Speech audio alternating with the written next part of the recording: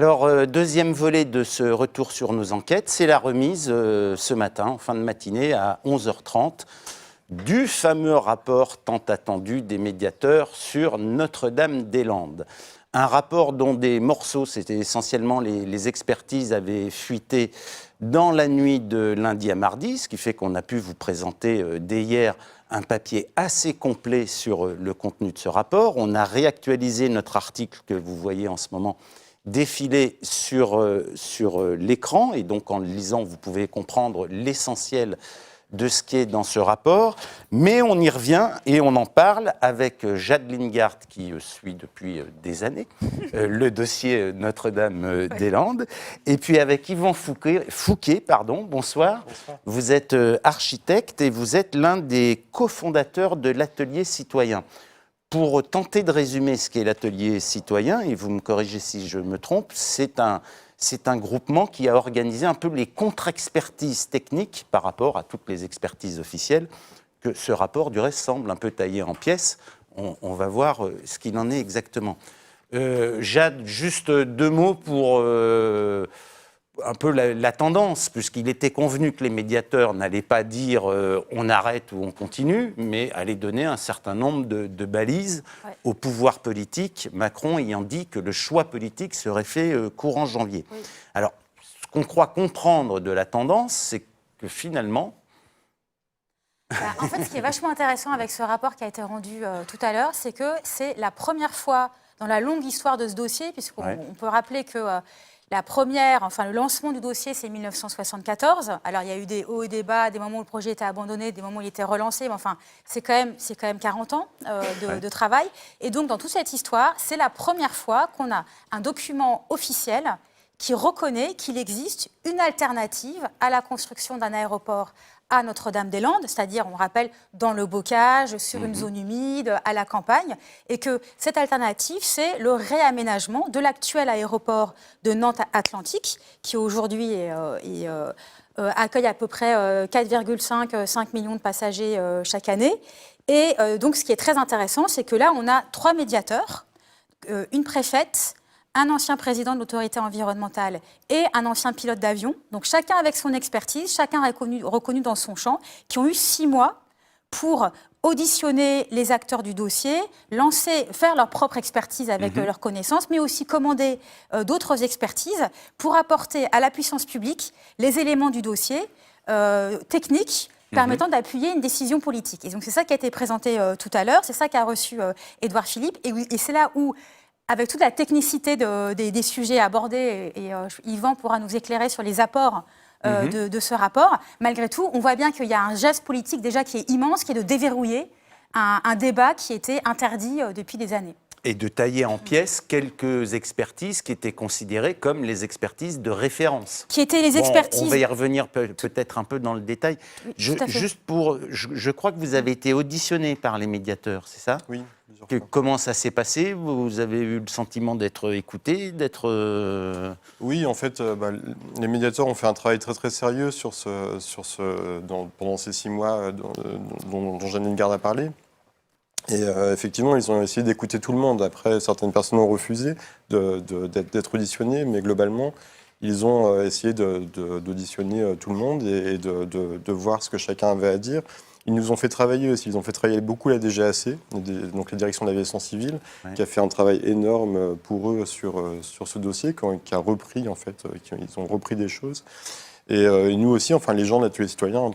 Par exemple, les expertises que vous aviez produites ces derniers mois, ces dernières années, ont été reprises par les médiateurs, ont été recheckées C'est ça, elles ont été recheckées. Elles ont, en fait, les médiateurs ont organisé des débats contradictoires entre nous et la Direction de l'Aviation Civile pour essayer d'arriver à un point d'équilibre, en fait, à une sorte de compromis, parce qu'il y a des choses qui étaient vraiment très, très divergentes. Lorsque c'était impossible, quand les choses étaient trop discordantes, les médiateurs ont souhaité faire des contre-expertises indépendantes. Donc, ils ont lancé des contre-expertises sur la piste. Là, c'était pas avec nous, c'était avec les naturalistes, mais sur la question du lac de Grandlieu, il y a eu des contre-expertises faites de manière indépendante de la médiation. C'est le lac qui se situe à côté de l'actuel aéroport. C'est ça. Pour expliquer, qui est une zone protégée, une zone Natura 2000 avec une réserve d'oiseaux, qui a de grandes qualités écologiques. Oui, tout à fait. Et sinon, effectivement, on a eu plusieurs débats. En fait, on a retravaillé tous les documents et le CDPA, qui est donc l'association d'élus qui est opposée au projet, a mis en ligne là hier pas mal d'éléments de ce travail. En fait, il y a eu un travail d'actualisation très important de la part des experts citoyens, de l'atelier citoyen et du CDPA sur ces questions. D'accord. Alors, Jade, si j'ai bien compris, il y a une phrase des médiateurs qui laisse la porte ouverte, c'est-à-dire qu'il dit les deux solutions demeurent envisageables. Oui. Et en même temps, il y a une tendance générale du rapport et des expertises produites en annexe qui vise plutôt à se diriger vers un réaménagement de l'aéroport existant. Oui, c'est-à-dire qu'en gros, comme jusqu'à présent, ce qui était documenté, c'était le projet de construction d'aéroport à Notre-Dame-des-Landes, eh ben, eux, ils ont mis le paquet sur ce qui n'était pas documenté, c'est-à-dire la possibilité du réaménagement de l'actuel aéroport. Ce qui est intéressant, c'est que ce travail n'avait pas été fait jusqu'à présent. Donc ça montre à quel point l'expertise administrative était hyper biaisée, et était orientée par la décision politique qui avait été prise en amont de faire l'aéroport sur cette zone humide et qui avait en fait empêché la construction d'une véritable expertise de solutions alternatives à la construction de l'aéroport. Et peut-être on peut juste dire, hyper simplement, les trois éléments sur lesquels le rapport des médiateurs apporte des éléments nouveaux. Juste avant, pour reprendre le fait que c'est un projet très politique et que les expertises étaient orientées vers la construction du nouvel aéroport, c'est que ce projet, dans les 10 ans qui passaient, ont été portés par deux premiers ministres qui sont locaux, François Fillon est de l'Ouest et Jean-Marc Ayrault. Et Jean-Marc Ayrault aussi, vient de Nantes et portait ce projet. Donc même si on a beaucoup accusé la DGAC la Direction de l'aviation civile dans ce dossier noir, on a quelques doutes sur le fait que leurs études étaient aussi orientées par ces volontés politiques. Alors, aujourd'hui, tout ça est remis à... Moi, j'ai lu, je ne suis pas du tout un spécialiste du dossier, mais j'ai lu dans les chiffres les plus étonnants. C'est un chiffre de la DGAC qui évalue à près de 900 millions d'euros le réaménagement de l'aéroport de Nantes. Et le chiffre avancé par les médiateurs est moitié moins. On est aux alentours de 410, 415, peut-être 440. Comment peut-il y avoir des écarts de 400 millions d'euros? Et en fait, ça peut être, nous, ce qu'on montre, c'est que ça peut être encore plus bas, en fait. Et c'est vrai que les chiffres, on peut tout leur faire... Alors, les opposants, oui, eux avaient un bas de fourchette qui était 145 millions. C'est ça. Mais en fait, on pourrait, pour 145 millions, après, ça tout dépend, en fait, de l'investissement qu'on veut apporter. Là, les médiateurs ont pris justement une ligne, une autre fourchette haute et quelque chose d'assez médian, sachant que la DGAC, dans son rapport, elle faisait une étude qui était aussi assez sérieuse, finalement, mais en faisant un superbe aéroport, un aéroport qui était digne du Qatar ou digne alors qui, en même temps, doit accueillir à terme 9 millions de passagers contre 4 aujourd'hui. Oui, bien sûr. Non, mais voilà. Alors, c'est aussi l'étude qu'on a faite pour accueillir 9 millions de passagers. On a fait une étude qui nous semblait aussi sérieuse, mais avec des coûts raisonnables sur un aménagement pour 9 millions de passagers. On a travaillé donc sur le réaménagement de l'aéroport avec la DGAC. Là, les médiateurs nous ont fait travailler vraiment ensemble avec des ingénieurs de la DGAC pour trouver des choses médianes. Ce que dit la DGAC, c'est que ça va être très compliqué, en fait, ils ne veulent prendre aucun risque, et c'est leur métier, parce que c'est des fonctionnaires, s'ils prennent un risque et si les choses se passent mal, ça leur retombera dessus. Donc la DGAC, en fait, se couvre et se protège.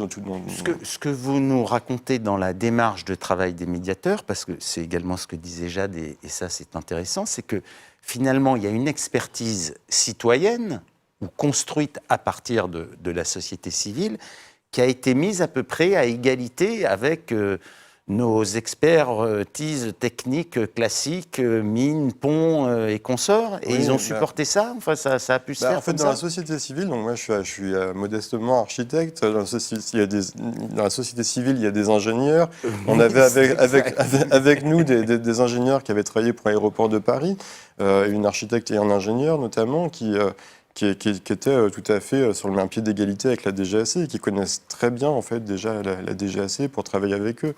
Donc, quand on a affaire, et c'est la même chose pour les ingénieurs de Vinci, on n'en avait pas avec nous, mais quand les ingénieurs du privé ont un rapport avec les ingénieurs publics de la DGAC, il y a ce travail de compromis parce qu'effectivement, la puissance publique veut pas mal de choses pour se protéger et sans doute pour le bien commun aussi, souvent. Mais d'un autre côté, il y a d'autres impératifs qui font qu'on trouve des compromis. Et on a travaillé de cette manière-là. Il reste pour les opposants à Notre-Dame-des-Landes à franchir un obstacle, qui est celui de la consultation, du vote, qui a eu lieu il y a quelques mois, En 2016. et qui, à 55% de mémoire, s'était prononcé pour la construction d'un aéroport à Notre-Dame-des-Landes. Est-ce que le rapport l'évoque? Est-ce que Édouard Philippe, ou les médiateurs l'ont évoqué? Oui. Qu'est-ce qu'on fait de cette consultation? Et ça, c'est un des autres points, je pense, très importants de la contribution des médiateurs, c'est que c'est abordé dans le rapport et ça a été explicitement abordé tout à l'heure par la préfète, donc l'une des trois, la médiatrice du groupe des médiateurs. Et elle a répondu que cette consultation était un fait démocratique très important, qu'il fallait absolument prendre en compte, que qu'elle n'ait pas été suivie des faits immédiatement posait un problème, mais que les défaillances démocratiques dans ce dossier sont bien plus anciennes. Et qu'en fait, eux, en tant que médiateurs aujourd'hui, et finalement la société française aujourd'hui, elle hérite de 40 ans de mensonges, d'expertise administrative biaisée, de non-place accordée à l'opposition. Et ça, la préfète en a parlé tout à l'heure. Elle a dit l'opposition à ce projet a existé dès la proposition du projet et n'a jamais été pris au sérieux. Et du fait de n'avoir pas été assez prise au sérieux, a dû se résoudre à utiliser des outils politiques, militants plus violents, et que c'est tout ça aujourd'hui qu'il s'agit de régler. Et cette question est évidemment importante. Et je pense que l'atelier citoyen aussi, de son côté, a réfléchi à cette question de est-ce que c'est antidémocratique aujourd'hui de s'opposer à la construction de l'aéroport après la consultation? Il y a cette question de la consultation qui est souvent justement mise sur le tapis par les pro-aéroports. Il y a aussi tous les jugements, etc., qui ont été faits. Là, je pense que ce rapport remet justement à plat tous les arguments qui sont en faveur de l'aéroport. Et nous, c'est ce qu'on montrait, ce que montre Françoise Verchères dans son livre « Mensonge d'État », c'est que globalement, c'est ce que vient de dire Jade aussi, c'est qu'en fait, on nous a menti depuis le début, pour la déclaration d'utilité publique. On nous a menti avec des expertises techniques pipotées, quoi. C'est ça, donc... c'est là tout le problème. Donc on a menti au juge, ce qui est quand même grave, parce que quand il existe une alternative avérée, on ne détruit pas un bocage riche en biodiversité. Ça, c'est très clair. Et là, l'alternative avérée, elle est avérée par ce rapport. Donc aujourd'hui, je pense que devant des juges, les décisions ne seraient pas les mêmes qu'avant ce rapport, ou que si cette expertise avait été faite avant, les décisions n'auraient pas été les mêmes. Même chose sur cette consultation où nous, on l'avait montré aussi à l'époque, où l'information du public a été complètement biaisée. La question était biaisée, le périmètre de consultation a été choisi en faveur du projet. C'est juste un département, hein. C'est juste un département, sachant que d'après les sondages, si la Bretagne était consultée et la Vendée, c'était plutôt le non qui l'emportait. Et l'information du public a été totalement biaisée. On leur a demandé est-ce que vous voulez conserver la ZAD telle qu'elle est ou pas. Dernière question très, très rapidement.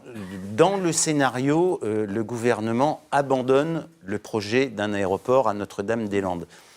Qu'est-ce que devient l'actuelle ZAD? Et qu'est-ce que devient tout le mouvement social qui, depuis des années, existe sur ce territoire? Maintenant qui va devenir la plus Les médiateurs sensible en parlent, par exemple, ou pas? Ils évoquent, dans le rapport. Alors, il y a une proposition... Parce que ce qui est évoqué, pardon, je t'interromps, juste pour terminer ma question, ce qui est évoqué aussi, c'est une évacuation. Oui. Le rapport évoque l'évacuation, mais il évoque et développe beaucoup plus longuement la question d'un contrat de territoire. Si l'aéroport ne se fait pas, ils disent qu'il faut un nouveau contrat de territoire. Les gens de ce territoire, s'ils ont été aussi passionnés par ce débat autour de l'aéroport, c'est qu'ils sont passionnés par ce territoire. Donc il faut réinventer un projet de territoire. Ils sont assez précis, ils disent il faut que l'État reprenne la maîtrise foncière de ce territoire. Il faut que ça puisse servir à l'activité paysanne. Ils disent aussi il faut que puissent continuer à y vivre et à y travailler les paysans historiques, mais aussi les néo-ruraux. Donc néo-ruraux, on entend bien, on parle des gens, de certaines des personnes qui sont venues habiter sur la ZAD. Ce qu'on peut dire aussi, en dehors du rapport, c'est qu'aujourd'hui, sur la ZAD de Notre-Dame-des-Landes, il y a tout un travail, il y a toute une effervescence de réflexion sur comment faire perdurer la ZAD et comment, d'une certaine manière, sortir du face-à-face. Un article, il y a un mois environ, un mois et demi, sur... Sortir du face-à-face avec l'État, avec l'extérieur, pour s'imaginer un avenir dans une forme de réconciliation avec l'État de droit. Comment vous voyez les choses? Je suis complètement d'accord. Effectivement, le rapport évoque une agriculture novatrice, une agriculture périurbaine qui est en fait un enjeu pour demain. C'est le travail agricole local comme ça sur des petites parcelles, c'est essentiel. On sait qu'on est sur un territoire qui est riche en biodiversité, donc continuer à le cultiver, c'est très important.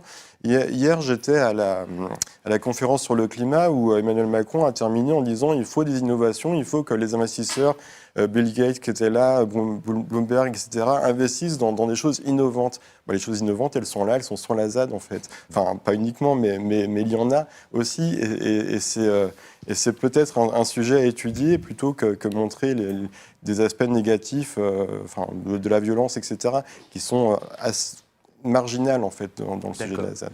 Bon, merci d'être venu. Merci Jade. Vous pouvez retrouver sur notre site un énorme dossier sur Notre-Dame-des-Landes, un très beau reportage, ce qu'on appelle nos formats panoramiques, qui raconte la vie au jour le jour à Notre-Dame-des-Landes. Et puis, vous pouvez retrouver le dossier des médiateurs qu'on a mis en document, etc.